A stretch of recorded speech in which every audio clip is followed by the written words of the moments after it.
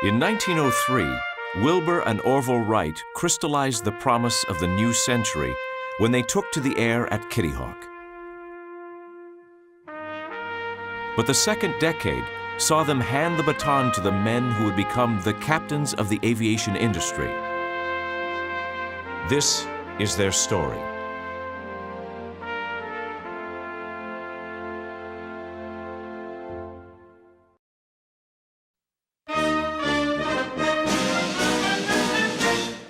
In Europe, a fresh wave of enthusiasm for the new science of aviation followed the Wright success.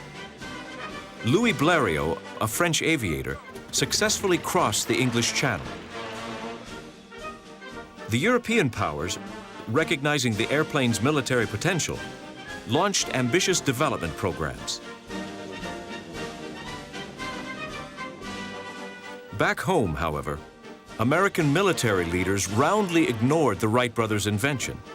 The U.S. War Department was convinced that the future of flight lay in balloons and dirigibles.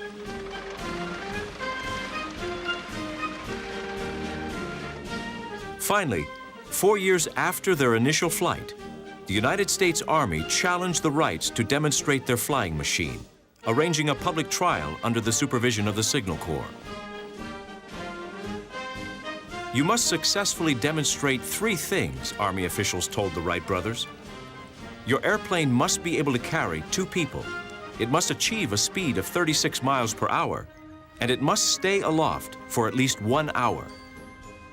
The Signal Corps then laid out the trial course, stretching between Alexandria, Virginia, and Fort Myer, just outside of Washington. On a bright autumn day in September 1908, Orville Wright arrived at Fort Myer with the airplane that would be tested. All Washington was abuzz. President Taft arrived to watch as the flying machine was uncrated and assembled. For the Wright brothers, the stakes were enormous. A $25,000 Army contract and a $5,000 bonus if the trial succeeded. The Wright airplane would be launched from a monorail. A 25-horsepower motor, designed by the Wright brothers, whirled 2 wooden propellers. Takeoff was effected by means of a catapult, consisting of a falling weight which propelled the craft down its single track.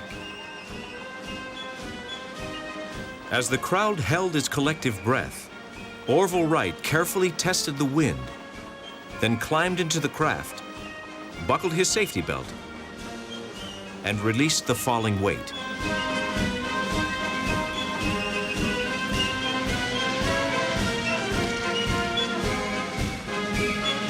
The demonstration was a success. The Army had its airplane, and the Wright brothers had a contract.